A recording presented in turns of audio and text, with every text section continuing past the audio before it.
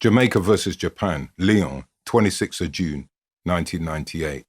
The Jamaican squad, goalkeeper, Aaron Lawrence, defenders, Frank Sinclair, Onandi Lau, Ian Goodison, wingbacks, Steve Malcolm, Ricardo Gardner, midfielders, Theodore Whitmore, Chris Dawes, Fitzroy Simpson, forwards, Paul Hall and Marcus Gale. Japanese squad, goalkeepers, Nobuyuki Hojima, Yohikatsu, Kawaguchi, Sergio Narazaki, defenders, Masimi Ihara, Norio Omura, Yutaka Akita, Noaki Soma, Adira Narashi, Toshide Saito, Asuke Nakanishi. Midfielders, Motohiro, Yamaguchi, Hirokai, Morishiyama, Hiroshi Namam, Takashi Ono, Hidetoshi Nakata, Shinji One, Teriyoshi Ito, Tohihiro Hitiori. Forwards, Shoji Joe, Masayuki Okano, Wagner Lopez, Masashi and Nakayama. Since the World Cup draw had resulted in the first-round grouping of René Simone's men with the Argentines, Croatians and the Japanese in qualifying Group H, the commonly held belief of the supporters of the Jamaican national team was that a win in the final group game against the Japanese was a foregone conclusion. It had been taken for granted, perhaps due to overconfidence inspired by results such as the impressive draw in the Gold Cup against the mighty reigning world champions Brazil and the 2-2 draw in Kingston against the Olympic champions Nigeria, that the Japanese would be the whipping boys of Group H. That overconfidence had long since faded. Japan had been impressive in their 1-0 defeat against the Argentinians and equally convincing in their 1-0 loss to the Croatians. In fact, Japan could have won both games had they taken their chances. In any event, they had only let in 2 goals. The Reggae men's beleaguered goalkeeper, Warren Barrett, had let in 8 goals against the same teams. The Japanese, a pushover, yeah, right. Just before the competition had started, a gigantic panelled replica football, which had also been to New York, arrived in England en route to France as part of a marketing promotion for the Jamaican team.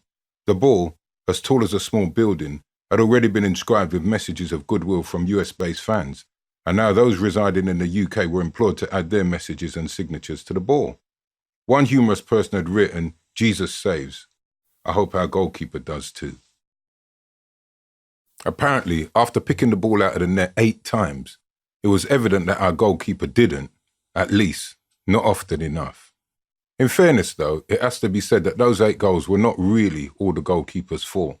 And, credit where it's due, most of them were clinically taken efforts put away by world-class footballers.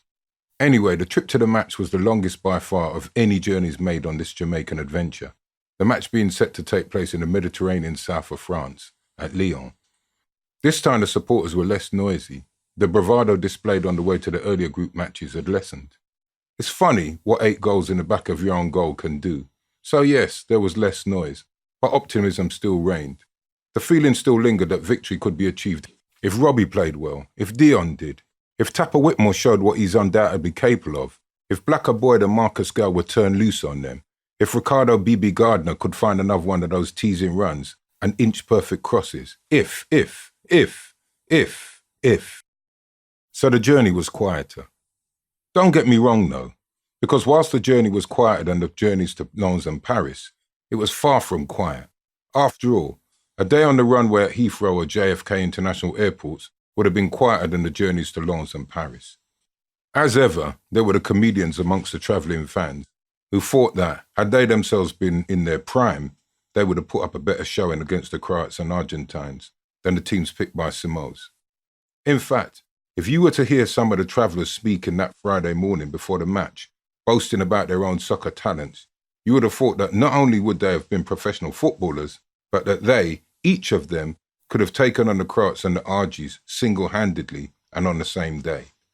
A typical conversation went something like this. When me did I kick football, seen? Me could have passed the ball with precision higher. Accuracy guaranteed, seen?